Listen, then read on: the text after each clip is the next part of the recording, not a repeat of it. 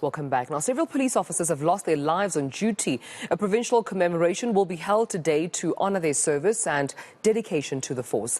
MEC for Community Safety, Faith, Mazibuko and Gauteng Police Commissioner, that's Elias Mawela, are expected to attend the ceremony. eNCA's Nqobile Madlala is following the story fast and joins us live now for an update. Nqobile, good afternoon to you, colleague. I mean, how significant and important is this commemoration today? Well, Dumelo, it has already started and sort of finished. We know that they're now the families that come to see those names. Now, I'm going to tell you the significance of these names. These are the people that died in the line of duty, Dumelo. And what you see there are those people that they have said and they have explained to their families to say that they dedicated their entire lives, they dedicated their work in protecting communities, even though they feel at this moment that police officers in the province seem to be under siege. I mean, when they were speaking to the families, they said these names should never, ever be forgotten.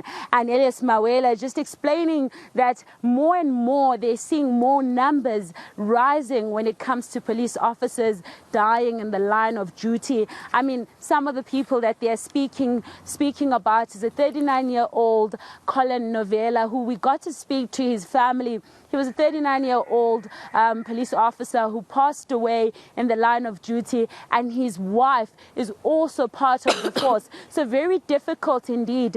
But the commissioner and the MEC just saying to the families, these people will always be important, that they may be gone, but they'll never be forgotten, that their names will always be remembered as fallen heroes. So this commemoration, of course, very important to remind the families that they were working very hard and their work will never be in vain. And speaking of family members, Nqobile, I mean, for them, how difficult was this day? I mean, seeing the names of their loved ones just inscribed, for their hard work and dedication to this country. Surely these were not only, police officers who were trained to protect, this country, but also, I mean, they were providers in their families. They were brothers, they were sisters, they were family members.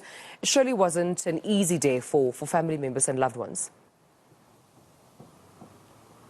Well, indeed, it wasn't easy at all. In fact, we quite saw a lot of the family members just sobbing, going through the names and putting their on the floor. I mean, very, very, very difficult for them, which is why they were asked that they must always come back here and remember these fallen heroes. But to go into that family bit, Dumelo, we were speaking to the wife of Mr. Novella, and she was saying that he was a loving husband, that he was a provider in the family, that it's been very difficult without him, but she said she's comforted by the fact that the entire family have sort of comforted her and they've stayed with her. But it's very difficult. I mean, when we're speaking to the wife, this is fairly new because this gentleman passed away in February. Now you can imagine it's barely a year into his passing. You could see as she was speaking to us that she's in pain herself.